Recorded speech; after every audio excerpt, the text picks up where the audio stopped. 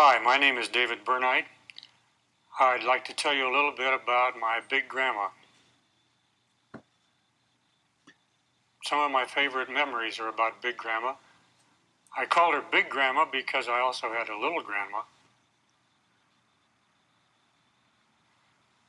Big grandma wasn't fat, she was just big. She grew up in Illinois of pioneer settler stock, and she just had big bones and was a big woman. When my mother was 13, Grandpa died, and so Grandma took over and went to work and raised all three children herself.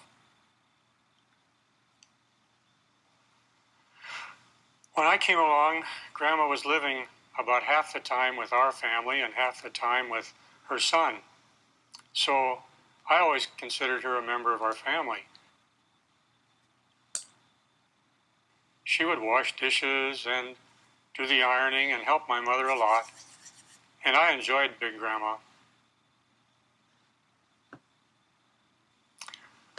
We had a cabin up in the mountains, and we'd go up every June, and Grandma would go with us.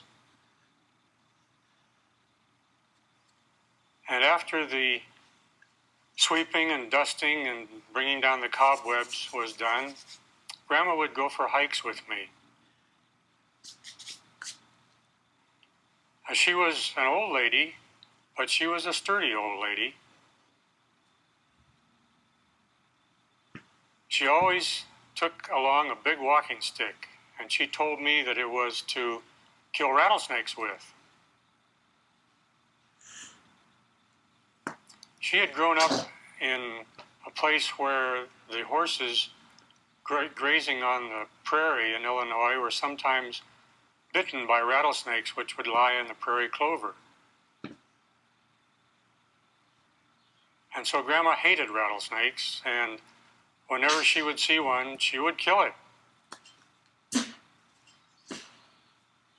And as a matter of fact, when we'd find one on our hikes on the trail, Grandma would beat its head off with her walking stick.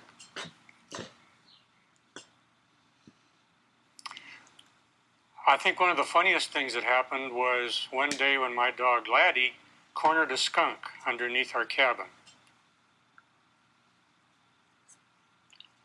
Wow, what a smell that was. But Grandma was not even concerned.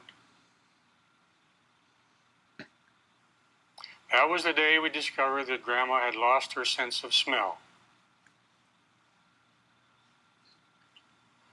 And as a matter of fact, now we understood why she'd been complaining lately that food just didn't taste as good as it used to. Because when your sense of smell goes, you lose your sense of taste too.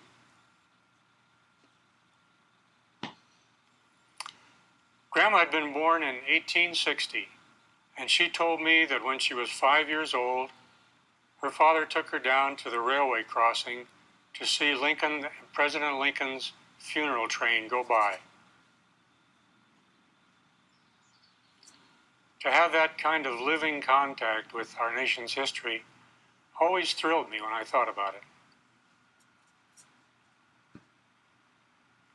Grandma lived to be almost 102, and on her 100th birthday, President Eisenhower sent her a birthday card.